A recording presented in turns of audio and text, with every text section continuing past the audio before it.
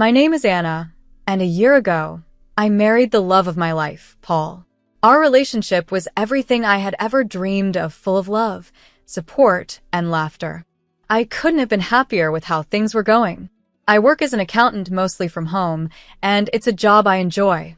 But there's more to my work life than people usually see. Paul runs his own car parts business, which keeps him busy, but we still have plenty of time together. We love spending our free time with each other, often going to parties with Paul's large group of friends, colleagues, and business partners. I always look forward to these events. I enjoy socializing and being part of Paul's world. One sunny Sunday morning, I was sitting at our kitchen table, drinking coffee and checking emails, when Paul came in with a big grin on his face. "Hey, beautiful," he said, giving me a kiss on the cheek. "Harold's throwing a barbecue at his place. Thought we could head over, have a few drinks, and catch up with everyone. You up for it?" "Sounds perfect," I replied, already excited for the evening. We arrived at Harold's house around 9 p.m. The smell of grilled food and the sound of laughter filled the air as we walked through the crowd. That's when I noticed a striking blonde woman I hadn't seen before. She was chatting with a group of people, her laughter carrying across the yard. "Who's that?" I asked Paul, nodding in her direction. His face tightened just a little. "That's Rachel, my ex-girlfriend." Before I could say anything, Harold spotted us and waved us over. "Paul, Anna, glad you could make it. Come on, let me introduce you to everyone." As we approached the group, Rachel's eyes locked onto us. Her smile widened, but it didn't reach her eyes. Well, she said in a voice that sounded overly sweet, "if it isn't Paul and his wife." The way she said wife made it sound like a bad word. I forced a smile, not wanting to let her bother me. "Nice to meet you, Rachel," I said. I extended my hand and said, "I'm Anna." Rachel looked at my hand like it was dirty, then turned back to Paul. "Polly, darling, it's been too long. You must tell me everything you've been up to." I felt annoyed at the way she called him Polly, but Paul stayed calm and stepped in. "It's good to see you, Rachel.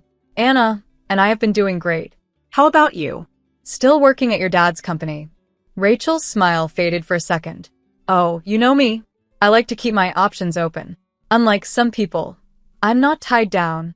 The conversation dragged on, with Rachel making subtle digs at me while acting overly friendly with Paul. I tried to stay calm and not let her get to me, but by the end of the night, I was worn out. In the weeks after that first meeting with Rachel, I noticed she started showing up more often at our social gatherings. Each time, she seemed to go out of her way to make me feel awkward or out of place. One Tuesday evening, we were at a dinner party hosted by one of Paul's business associates. I was chatting with some of the other wives when Rachel walked over, holding a champagne glass.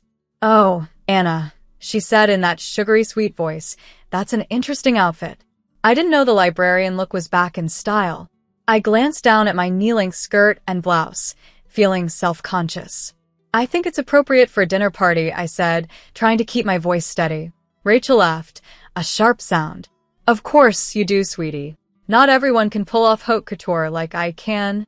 I bit my tongue, fighting the urge to point out that her dress looked more suited for a nightclub than a dinner party. Instead, I excused myself and went to find Paul. As time passed, Rachel's behavior became even bolder. She started posting pictures from our gatherings on social media, always making sure to crop me out or block my face. The captions were always little digs at my looks or personality. One day, while scrolling through my feed, I came across a particularly hurtful post. Rachel had uploaded a photo of herself next to an unflattering picture of me. The caption read, "Whose do you think is a better match for Paul? Vote in the comments." I felt my face burn with anger and embarrassment as I scrolled through the comments. Most of them were in Rachel's favor. At the end of the post, she had added, "Looks like the people have spoken. Paul must be a fool to have picked plain Jane over a beauty like me." That evening, when Paul came home from work, I decided to bring it up. "Paul, we need to talk about Rachel," I said as he walked in the door.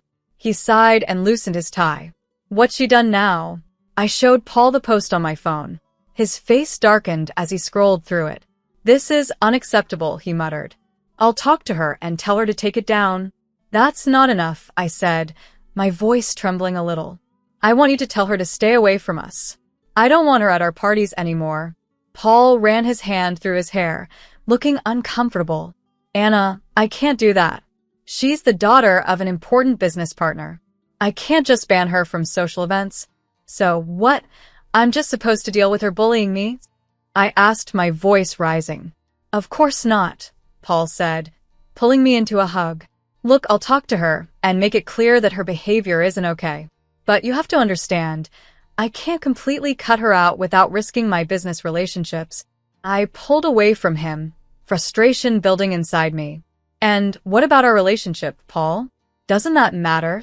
"Of course it does," he said, looking hurt. "You know you're the only one I love. Rachel is in the past. I chose you, remember?" His words should have made me feel better, but deep down, I couldn't shake the feeling that this was only the beginning of our problems. As I went to bed that night, I couldn't help but wonder if our perfect life was starting to show cracks. In the weeks that followed, Rachel's behavior became even more bold. At every party or gathering, she seemed determined to get under my skin and get closer to Paul. One night, we were at a cocktail party hosted by one of Paul's colleagues.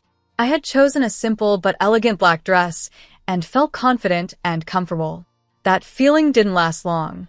Rachel walked into the room wearing a skin-tight red dress that left little to the imagination.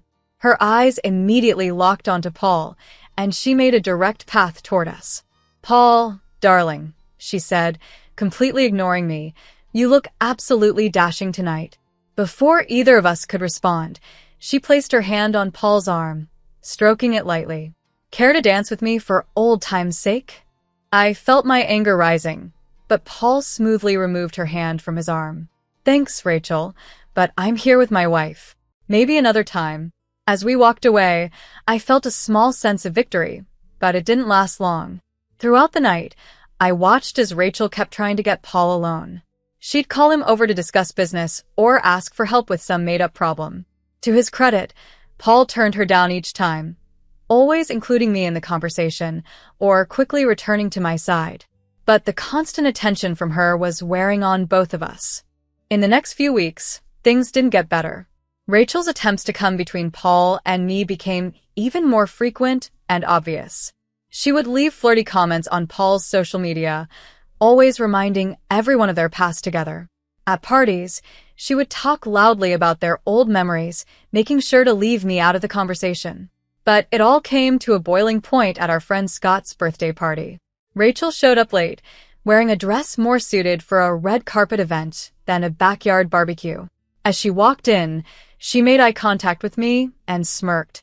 "Oh, Anna," she called out, her voice full of fake concern. "Poor thing. Didn't you get the memo? This isn't a library book club meeting." Laughter spread through the crowd, and I felt my face turn red with embarrassment. Paul, who had been talking to some colleagues, quickly came over to stand next to me. "That's enough, Rachel," he said, his voice low and angry. "You need to stop this childish behavior." Rachel's eyes widened, pretending to be surprised. "Why, Paul? I'm just trying to help. Someone has to teach your little wife how to dress for these events."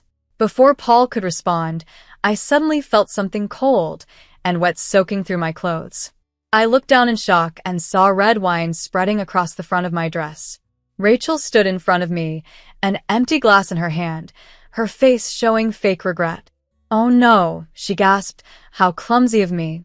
Although, to be honest, that stain is an improvement on that dreadful outfit. The party went quiet, with everyone staring at us. I stood there, wine dripping from my dress, feeling humiliated and furious. But as I looked at Rachel's smug face, something inside me snapped. "You know what, Rachel?" I said, my voice calm and steady. "I'd rather wear this stained dress than spend another minute pretending to be civil with you. Your behavior is pathetic and embarrassing. If you'll excuse me, my husband and I are leaving." I turned to Paul, who was looking at Rachel with a mix of shock and disgust. "Let's go home," I said. As we walked toward the exit, I heard Rachel's shrill voice behind us. "Paul, darling, don't go. Stay, and I'll take good care of you." Paul didn't even turn around.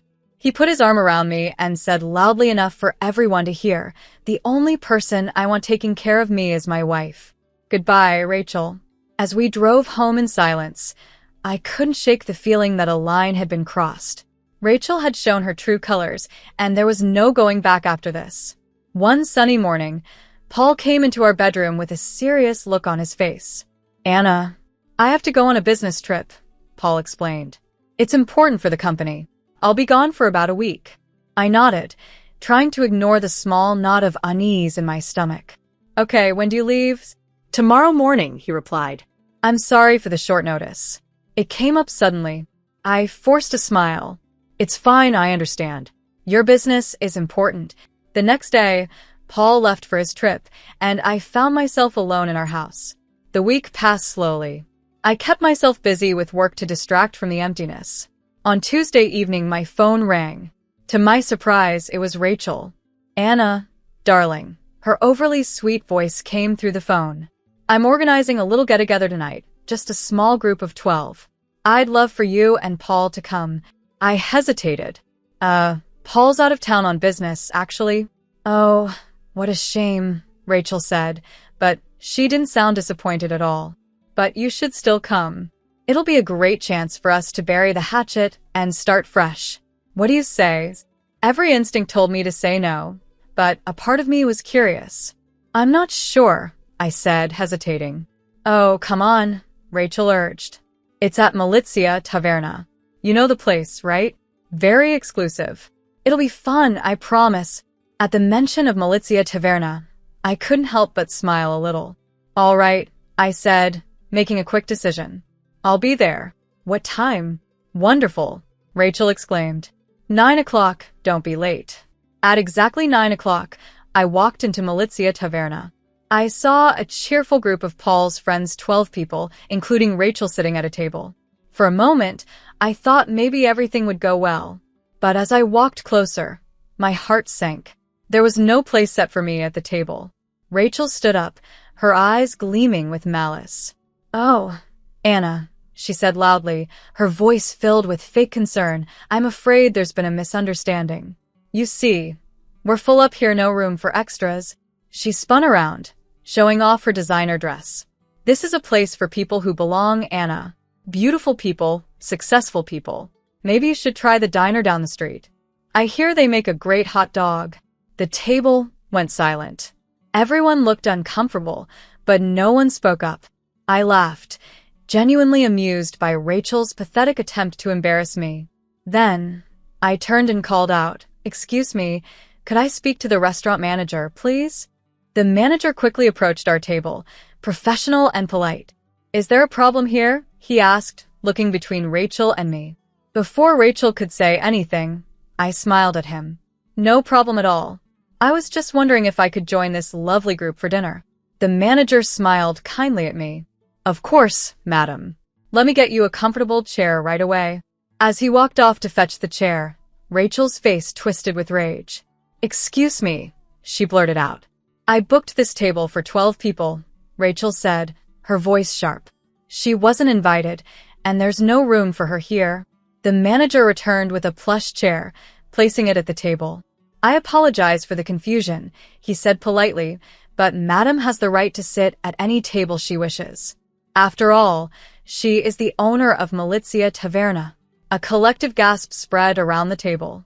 Rachel's mouth opened and closed like a fish out of water, while Paul's friends stared at me in disbelief. One of them, Scott, spoke up, "But Anna, I thought you were an accountant? That's how Paul introduced you to us." I smiled and shrugged modestly. "I am an accountant. I do the books for my restaurant. I've never been one to flaunt my wealth. I prefer to judge people by their character, not their bank account." Rachel's face turned a deep shade of red, a mix of embarrassment and anger. The mood at the table changed instantly. Paul's friends, who had stayed silent during Rachel's rude comments, now hurried to invite me to join them. "Anna, please sit with us. We'd love to hear more about your restaurant," one of them said. "I can't believe we never knew this about you." I raised a hand, smiling gently. "Thank you for the invitation, but I think I'll pass. I just wanted to stop by and say hello." I turned to the manager and added, "Please make sure my husband's friends are well taken care of. The bill is on me tonight." As I prepared to leave, I couldn't resist adding, "Oh, And Rachel, there's a lovely diner down the street. I hear they do a great hot dog. You might want to try it sometime. With that, I left the restaurant, leaving behind stunned silence and a very humiliated Rachel. When Paul returned from his business trip a few days later, I told him about the incident over dinner. You should have seen her face, Paul, I said, laughing. I don't think I've ever seen anyone turn that shade of red. Paul shook his head, chuckling. I can't believe she thought she could embarrass you like that. You handled it perfectly, Anna. As we finished our meal, I felt a deep sense of satisfaction. Rachel's attempt to humiliate me had backfired in a spectacular way, and it had brought Paul and me even closer together. Weeks flew by after the incident at Malizia Taverna. Life settled into a comfortable rhythm, and Rachel's humiliation became a funny story Paul and I shared over dinner. One crisp morning, as I was checking my emails, I noticed something exciting. An invitation to participate in the prestigious Entrepreneur of the Year Award program, specifically in the Successful Entrepreneurial Debut category. My heart raced as I read the details. This was a huge recognition of all the hard work and success I had achieved with the restaurant. Paul and I decided to attend the event together. On the night of the awards, we dressed in our best. Paul looked handsome in his tuxedo, and I chose a simple yet elegant gown that made me feel confident and strong. The venue was amazing, filled with the city's most successful and influential people. As we mingled, I saw many familiar faces, friends, acquaintances, and several of Paul's business associates.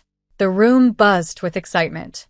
At one point, Paul left to talk with some colleagues, and I stood by the champagne fountain, admiring an impressive ice sculpture. Suddenly, I heard a familiar voice hiss in my ear. What are you doing here? I turned to see Rachel glaring at me, her face twisted with anger. I was invited, I said calmly, showing her my invitation. Rachel's eyes narrowed. This event is for the rich and successful people of the city. People like me and my father. You don't belong here, you upstart.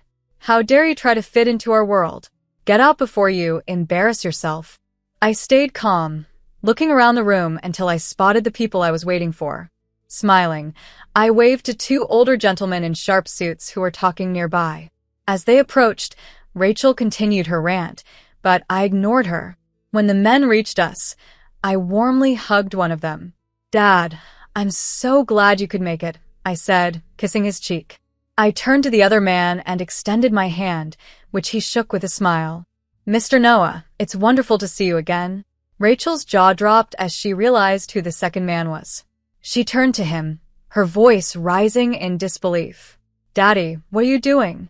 How can you be friendly with her? She's just an accountant who got lucky and now thinks she's one of us. She doesn't belong in our world. Mr. Noah's face turned red as he listened to his daughter's outburst. His usually calm eyes were now filled with anger. Silence, he roared, making Rachel flinch. He gestured to my father.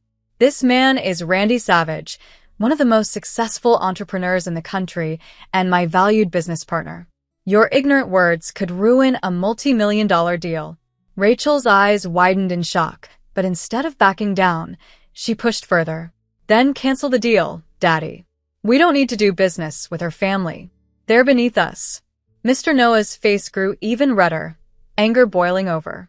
His voice rose, catching the attention of everyone in the room. That's enough. Your behavior is inexcusable. He pointed a finger at Rachel. From this moment, you're cut off. No more allowance, no more credit cards, and that luxury apartment you're so fond of? Consider yourself evicted. Rachel's mouth fell open in shock. Her father then turned to us, his tone softening. Mr. Randy, Anna, please accept my deepest apologies for this shameful scene. He turned back to Rachel. Leave immediately. You've shown you're not worthy of being here. At that moment, Paul pushed through the crowd that had gathered, his face full of concern and anger. What's going on here? He demanded. Before anyone could answer, he saw Rachel and shook his head in disgust. I should have known. Now I remember why I broke up with you, Rachel. You never learned how to behave in polite society. Rachel's tough exterior finally broke, and tears began streaming down her face, leaving black streaks of mascara behind. Daddy, please, she cried, reaching for Mr. Noah's arm. "I'm sorry, I didn't know." Please don't do this. But Mr. Noah pulled his arm away. "I have business to discuss with my partners," he said coldly, turning his back on her. "Goodbye, Rachel." As Mr. Noah walked away with my father, Rachel stood alone in the middle of the ballroom, her shoulders shaking with sobs, mascara running down her cheeks. The crowd slowly moved away, leaving her standing there, completely humiliated. The rest of the evening felt like a blur. When it was time for the award ceremony, I heard my name called for the Successful Entrepreneurial Debut category. In a daze, I walked up to the stage. As I accepted the award, I spotted my father and Paul in the audience. They were both standing, clapping loudly, their faces full of pride. Their excitement lifted my spirits, and I felt a wave of joy and accomplishment wash over me. In the weeks after the award ceremony, life found a pleasant new rhythm. The golden statue sat on our mantel, a quiet reminder of that unforgettable night. Paul and I continued to attend parties with his friends and business associates, but without Rachel's toxic presence, the gatherings became much more enjoyable. The atmosphere was lighter, the conversations more real, and there was more laughter. One evening, as we were getting ready for another social event, Paul came up behind me while I was putting on my earrings. He wrapped his arms around my waist and said, "You know, I've noticed how much more fun these parties have been lately." I smiled at him in the mirror. I was just thinking the same thing. It's amazing how one person's absence can change everything. Paul nodded, looking thoughtful. "Speaking of absence, have you heard anything about Rachel lately?" I shook my head. "Not really. She seems to have disappeared completely. Although I did overhear Scott talking to his wife at the last party. Apparently, there's a rumor that Mr. Noah sent Rachel to another state. Something about not wanting her to embarrass him or the family business anymore." Paul raised an eyebrow. "Wow, that's pretty drastic, but I can't say I'm surprised after how she acted at the award ceremony." I turned to face him, adjusting his tie. "It's a shame, really. She had all that privilege, but she never learned to appreciate it or use it wisely." As we drove to the party, I thought about how much my life had changed over the past year. From dealing with Rachel's drama to the unexpected recognition for my business, it had been a whirlwind of experiences. But through it all, my relationship with Paul had only gotten stronger. And as for Rachel, I honestly hoped she'd find her way eventually. Everyone deserves a chance to grow and become a better version of themselves. Maybe her fresh start in another state would be just what she needed. For now, though, I was happy to enjoy this moment dancing in my husband's arms, surrounded by friends, and feeling grateful for the life we had built together.